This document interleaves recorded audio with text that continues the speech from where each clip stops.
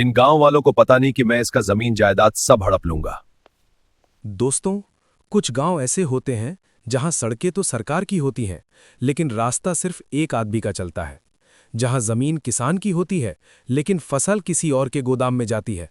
और जहां पुलिस की वर्दी दिखती तो है, लेकिन इंसाफ कहीं नजर नहीं आता। बेलापुर, डर की खेती वाला गांव। बेलापुर गांव सुबह जल्दी जाग जाता था, लेकिन यहां सुबह चिड़ियों की आवाज से नहीं, बल्कि डर की खामोशी से होती थी। हर घर का दरवाजा आधा खुला रहता, आंखें नीचे झुकी रहतीं और जुबान पर एक ही ताला होता, चुप्पी। पूर्व विधायक और बाहुबली हरदेव सिंह चौहान, जिसकी उंगली उठती थी तो जमीन का मालिक बदल जाता था। कागज पर साइन कर, वरना लाश पर करेंगे। गांव की पंचायत के सामने आज फिर वही तमाशा चल रहा था। एक बूढ़ा किसान नाथूराम कांपते हाथों से कागज पकड़े खड़ा था। सामने हरदेव सिंह का छोटा भाई राजवीर चौहान कमर पर पिस्तौल टांगे खड़ा था। देख नाथू, तू बूढ़ा हो गया है, खेती अब तेरे बस की नहीं। जमीन हमारे नाम लिख दे, बदले में पैसे ले जा। नाथू की आवाज फट गई।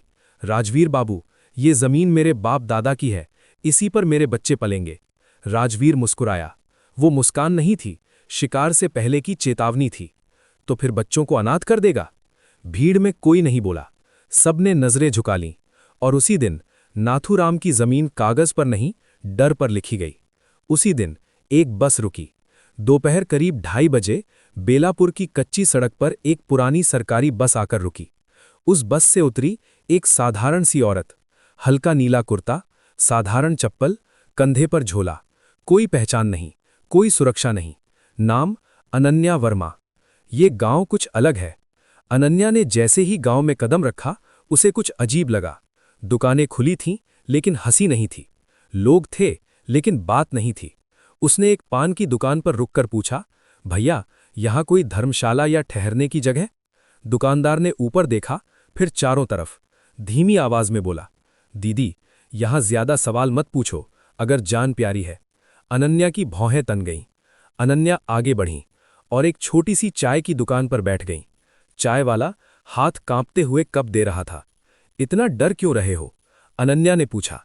चाय वाला बोला, डर नहीं, आदत हो गई है। किससे? चाय वाले ने सिर्फ एक नाम कहा, चौहान साहब।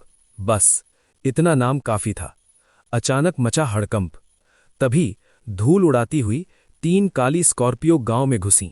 लोगों ने दुकानें बंद कर लीं, बच्चे घरों में भागे। अनन्या ने देखा, एक आदमी उतर रहा था। मोटी कलाई, सोने की चेन, आंखों में नशा। नाम विक्रम चौहान, हरदेव सिंह का बेटा। ओए चाय वाले, सुबह से प्यास लगी है, चाय फ्री में दे। चाय वाले ने डरते हुए चाय बढ़ाई। अनन्या ये सब देख रही थीं। विक्रम ने अनन्या को देखा और हंस दिया। ओहो, नई माल आई है गांव में। भीड़ सांस रोककर देख रही थी। अनन्या खड़ी हुई, शांत आवाज में बोली, बदतमीजी से बात मत करो, ये गांव है, बाजार नहीं। पूरा गांव सन्न। विक्रम को जैसे किसी ने थप्पड़ मार दिया हो। तुझे पता है मैं कौन हूं? अनन्या ने आंख में आंख डालकर कहा। नहीं, और जानने की जरूरत भी नहीं। विक्रम आगे बढ़ा। गुंडों ने घेरा बना लिया। आज तुझे यही सिखाऊंगा कि बेलापुर में जुबान कैसे चलती है। भीड़ में से एक बूढ़ी औरत चीखी, बिटिया भाग जा। अनन्या नहीं हिली। उसके चेहरे पर डर नहीं था। उसके दिमाग में बस एक लाइन घूम रही थी, अगर आज पीछे हटी तो ये गांव कभी नहीं बचेगा। बेलापुर गांव में जैसे ही सूरज ढला, सन्नाटा गहरा गया। सड़कें खाली थीं, लोग घरों में बंद थे और खिड़कियों की परछाइयों में डर के साए झूल रहे थे। अनन्या वर्मा एक छोटे किराए के कमरे में बैठी थी। कमरा झोंपड़ी जैसा, पर उसके लिए ये असली ठिकाना बन चुका था। उसने अपना झोला खोला। भीतर थे एक छोटा कैमरा, एक हाई सेंसिटिव रिकॉर्डर, कुछ नकली कागजात, और उसके हाथ में था सबसे खतरनाक हथियार, उसकी बुद्धि और साहस। अनन्या ने अपने दिमाग में हर सीन रिव्यू किया। चाय की दुकान पर डर और खामोशी, विक्रम चौहान की हेकड़ी, गुंडों की निगरानी। उसने ठान लिया, अगर ये गांव बचाना है तो अब इंतजार नहीं। रात लगभग 12 बज रही थी। अनन्या ने अपने झोले में कैमरा और रिकॉर्डर रखे और धीरे धीरे कमरे से बाहर निकल गई। गांव की पुरानी चौपाल अब केवल खंडहर बन गई थी, लेकिन अनन्या जानती थी कि सच वहीं छिपा है। वो टॉर्च ऑन करके धीरे धीरे अंदर गई। पुरानी लकड़ी की अलमारियों को टटोलते हुए वो ढूंढ रही थी फर्जी कागजात और साक्ष्य। कुछ मिनट बाद उसे धूल में लिपटा हुआ एक संदूक मिला। संदूक के अंदर थे पुराने जमीन के नक्शे, फर्जी रजिस्ट्री के कागज, तहसीलदार के स्टैंप की फर्जी कॉपियां। अनन्या ने तुरंत कैमरा ऑन किया और हर सीन रिकॉर्ड करना शुरू किया। चौपाल से निकलते हुए अनन्या ने गांव के अंतिम हिस्से की ओर रुख किया। वहां मिली रमेश, एक साधारण मजदूर जिसके चेहरे पर डर और थकान दोनों झलक रहे थे। अनन्या ने धीरे धीरे उसका हाथ पकड़ा। डरो मत, मैं तुम्हारी मदद करने आई हूं, मुझे सच बताओ। रमेश की आंखों में आंसू थे। वो धीरे से बोला, सच तो सब जानते हैं, पर बोलने की हिम्मत किसी में नहीं। रमेश ने बताया कि कैसे हरदेव सिंह चौहान और उसका परिवार हर महीने किसानों की जमीनें हड़पते हैं। किसानों को थाने में भूखा रखा जाता है और फर्जी कागजात के जरिए उनके नाम पर कब्जा कर लिया जाता है। अनन्या ने सब रिकॉर्ड किया। वो जानती थी कि सबूत ही अब गांव को बचा सकता है। रात लगभग 2 बज रही थी। अनन्या ने वापस अपने कमरे की ओर रुख किया। गली के कोने पर देखा, मुन्ना, हरदेव का भरोसेमंद गुंडा, बीड़ी पी रहा था। उसने अनन्या को देखते ही बाइक स्टार्ट की। ओए लड़की, रुक। अनन्या ने चाल धीमी की, लेकिन रुकी नहीं। उसने अपने दिमाग में झूठ का पक्का प्लान बनाया। मेरा नाम पायल है, मैं बगल के गांव से आई थी अपनी चाची की तबीयत देखने। मुन्ना शक में था, पर अनन्या ने डर दिखाया और धीरे धीरे आगे बढ़ गई। अगली सुबह बेलापुर गांव में हलचल शुरू हुई। विक्रम चौहान पिछली रात की घटना नहीं भूल सका था। उसका अहंकार बुरी तरह ठेस पहुंचा था। विक्रम ने अपने 4 गुंडों को भेजा अनन्या को पकड़ने के लिए। अनन्या अपने कमरे के पास बाहर निकली। गुंडों ने घेर लिया। चल, चुपचाप गाड़ी में बैठ जा। अनन्या ने झटका दिया, लेकिन तभी 2 गांव के युवा राजेश और सुनील बीच में कूदे। राजेश ने गुंडे को धक्का दिया, सुनील ने दूसरा गुंडा गिराया। अनन्या ने मौका पाते ही भीड़ वाली गली में घुसकर सुरक्षा की ओर भागा। ये पहली बार है जब गांव वाले अपने डर को भूल गए हैं। अनन्या ने अपने प्राइवेट फोन से संदेश भेजा, रामपुर चौपाल तैयार रहे, सुबह 8 बजे पूरी टीम रेडी हो। अगले दिन गांव में 20 से 25 सरकारी गाड़ियां आईं। सबसे आगे नीली बत्ती वाली जीप। मीडिया, पुलिस फोर्स और अधिकारियों की तादाद देखकर हरदेव सिंह और विक्रम चौहान चौंक गए। आज अनन्या केवल शहर की लड़की नहीं थी, उसने आईपीएस की वर्दी पहन ली थी। कंधों पर चमकते सितारे, सिर पर टोपी, मजबूत और आत्मविश्वासी चेहरा। उसके पीछे अफसर सिर झुकाए खड़े थे। विक्रम का चेहरा डर और आश्चर्य से सफेद पड़ गया। अनन्या ने माइक लिया।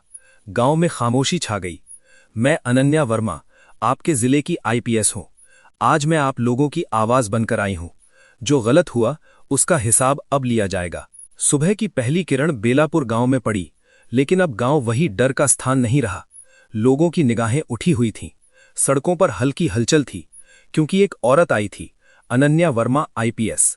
सरकारी गाड़ियों की रौनक और पुलिस फोर्स की मौजूदगी ने सिर्फ गुंडों को ही नहीं, सारे गांव वालों को आश्वस्त कर दिया। अनन्या मंच पर खड़ी थी। उसकी आंखों में सिर्फ एक बात थी, सच को सामने लाना। अनन्या ने माइक उठाया। मैंने चौपाल से फर्जी कागजात, मजदूरों के बयान और बाजार की वीडियो रिकॉर्डिंग सभी जमा कर ली है। आज मैं न्याय के लिए खड़ी हूं। जो गलत किया उसका हिसाब अब लिया जाएगा। भीड़ में हलचल मच गई। किसानों के चेहरे पर पहली बार आशा की चमक दिखी। हरदेव सिंह अपने बंगले में टीवी पर लाइव स्ट्रीम देख रहा था। ये कैसे हो सकता है? ये लड़की कौन है? आईपीएस, इतनी हिम्मत कैसे कर ली? विक्रम चौहान बगल में खड़ा लाल हो चुका। पापा, इसे हटाना होगा अभी, मुझे शर्मिंदा मत करो।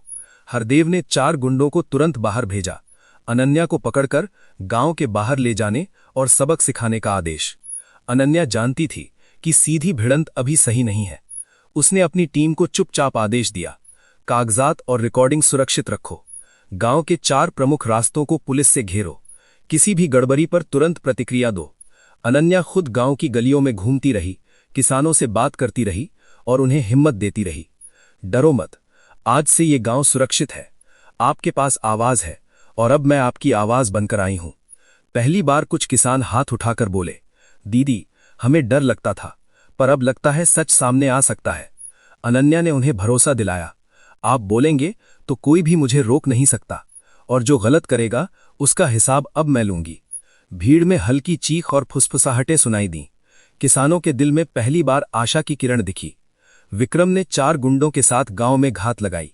उनका प्लान था अनन्या को पकड़ना और डराना, लेकिन अनन्या पहले से ही हर गलियारे में अपनी टीम और छिपे कैमरे फोर्स रख चुकी थी। गुंडों का हमला विफल हुआ। अब बस एक मौका बचा है, विक्रम ने सोचा। अनन्या ने जिला मुख्यालय को संदेश भेजा, अभी सभी अफसर तैयार रहें, मंत्री और गुंडों के खिलाफ कार्रवाई शुरू करें, सभी सबूत सुरक्षित है। सुबह 8 बजे से पूरे गांव में पुलिस रेड शुरू हुई। 20 से 25 सरकारी गाड़ियां, मीडिया की वैन, अधिकारियों की टीम। भीड़ में खामोशी और डर, साथ ही उत्सुकता भी थी। हरदेव सिंह और विक्रम चौहान अपने बंगले से बाहर निकले। विक्रम ने देखा अनन्या अब आईपीएस वर्दी में मंच पर खड़ी थी।